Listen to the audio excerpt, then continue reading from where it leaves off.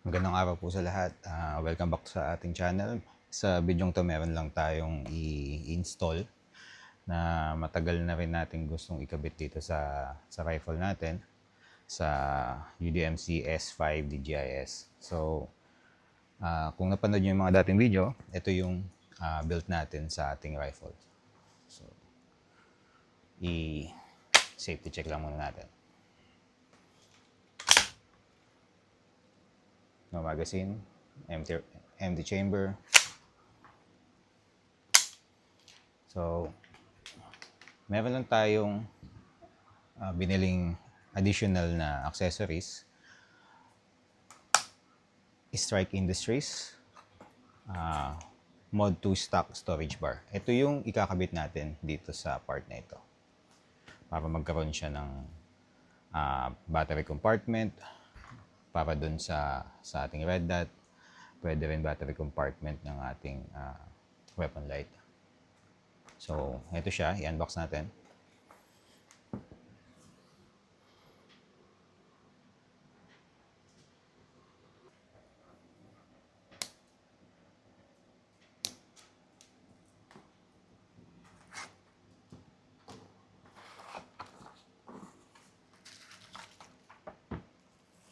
So, yun lang yung laman ng box.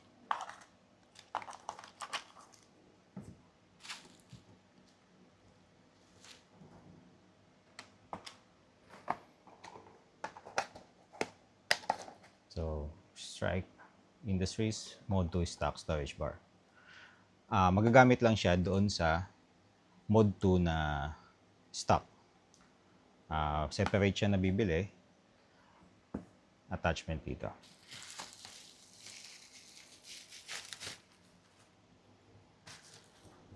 So, ito siya. Ito, made of plastic, polymer, or kung anong ibang materials. Pero yung storage wire is made of aluminum. Di naman siya ganun kabigat. Pero, syempre, mag-add din siya ng weight dun sa the whole unit. Pero hindi naman ganun kabigat ang mangyari. So, kung paano ang magiging itsura niya.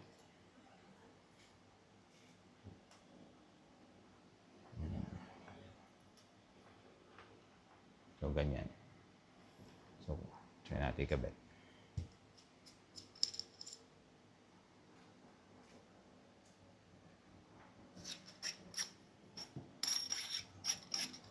So, ito pala yung storage bar niya. May kasama siyang mga pwedeng maging divider sa loob kung ano yung mga battery yung kakabit natin. So, let's say, lalagyan natin siya ng battery ng nung Sig Romeo red dot natin. Dahil AAA battery lang siya, pwede mo siya ikabit dyan. Para hindi siya umalog, pwede mong lagyan ito para sumikip siya. So, ikakat lang natin yan kung anong battery may ilalagay natin para sakto siya sa loob. Kung multiple batteries naman na ilalagay natin, so meron siyang pwede maging divider para hindi mag-touch yung mga batteries. Magkakaroon siya ng divider.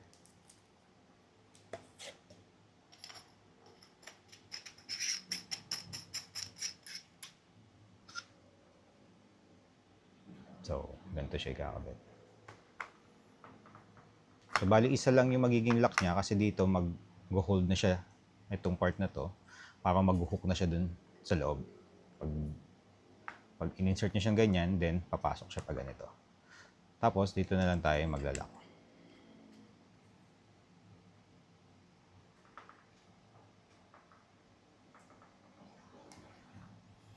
So, ayan. Nakakabit na siya. Yan yung magiging looks niya. So, noon ko pa gusto talagang maikabit to, naghahanap tayo nito. Siyempre, kung saan tayo makakahanap ng mas mura. At nakahanap din tayo. So, yan na yung magiging looks niya.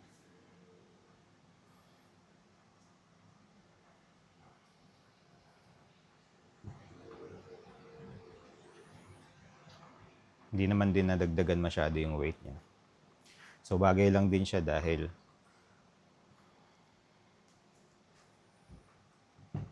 foldable naman yung stock natin because of the Sylvan Arms.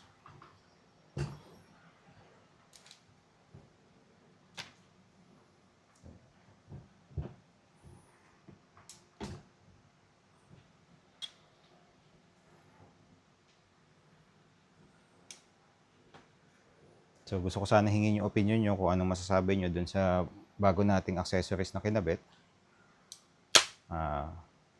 Pa-comment na lang po kung ano man yung opinion natin para sabay-sabay din tayong matuto. So dun sa mismong bat niya, wala naman siyang naging epekto dahil nandito lang naman yung attachment. So hindi siya na-extend. So para sa akin yung looks lang and yung battery compartment talaga yung nadagdag. So pampaganda lang din dun sa unit natin. Additional.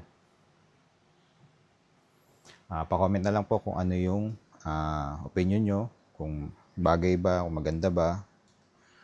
At hindi ko pa rin maisip kung anong mga batteries lalagay ko, but for sure maglalagay tayo ng battery na AAA dahil yun lang naman yung battery operated dito, yung red dot saka yung weapon light natin, yung Streamlight ProTac. Pero yung Streamlight naman natin is rechargeable.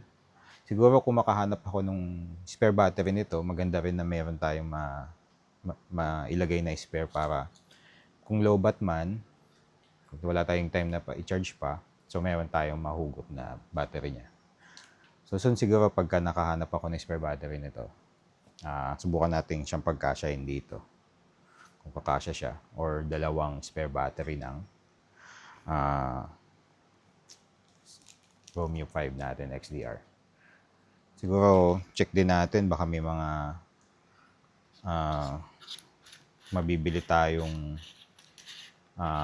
maliit na bottle for oil. So baka pwede rin natin ilagay kung sealed naman siya, pero tingin ko baka mag-leak siya sa loob at maapektuhan yung battery. So again, ito yung magiging divider para dun sa battery terminal na hindi siya magdikit dun sa isa pang battery. So lagay lang natin dyan sa loob. So advantage din kasi dahil naka-folding stock tayo, dahil ang mangyayari, so lagyan natin dun sa stand.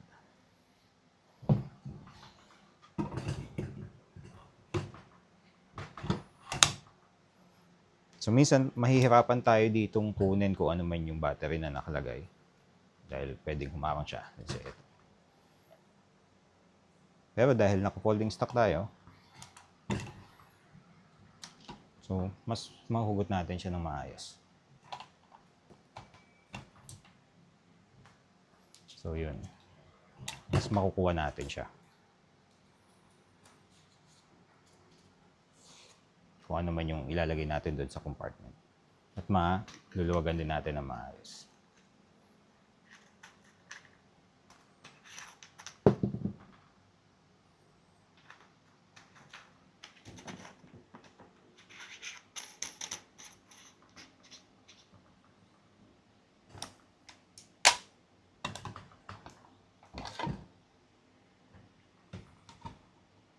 So, para sa akin, okay naman. Maganda naman siyang tignan. Nagkaroon ng design. Para mas naging unique yung shape ng stock. Meron or wala, maganda naman parehas. So, kung gumagamit kayo nito, nahirapan kayo mahanap nito, okay pa rin dahil maganda naman yung stock natin.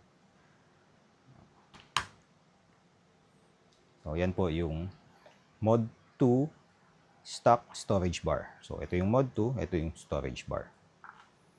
Yung nabili nating additional accessories para sa S5 DJIS natin. Salamat po sa panonood sa quick video na to. Comment lang po kayo kung anong masasabi natin para may take note natin kung ano man yung masasuggest nyo. May nagsuggest na palitan daw natin yung pistol grip. Maganda naman talaga kung mapalitan natin to dahil ito pa yung stock.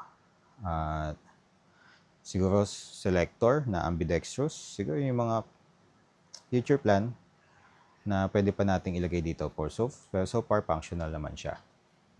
So tetest natin siya sa range. Meron tayo ulit na apply na PTT na approve naman.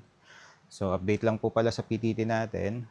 Kung mapanood nyo yung video natin para sa pag-a-apply ng PTT, yung tutorial video natin, na ulit natin sinabi doon ng ilang beses kung paano talaga i-file dahil yun yung tatanggapin nila. Minsan kung mali at may kulang, hindi nila tatanggapin or baka ma-reject.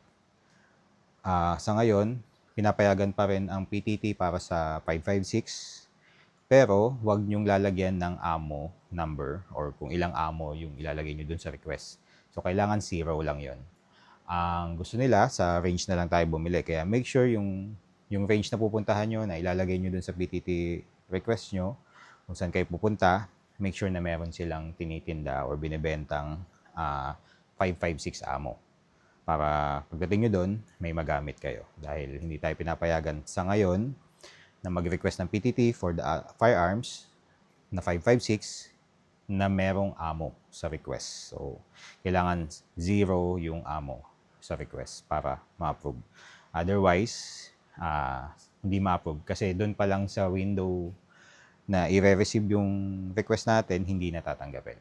So, yun lang po yung additional information na update na rin doon sa pagkuha ng PTT. Salamat po. Pa-like and subscribe na lang po sa mga hindi pa naka-subscribe sa atin. Maraming salamat po sa pagsuporta sa ating channel. God bless po.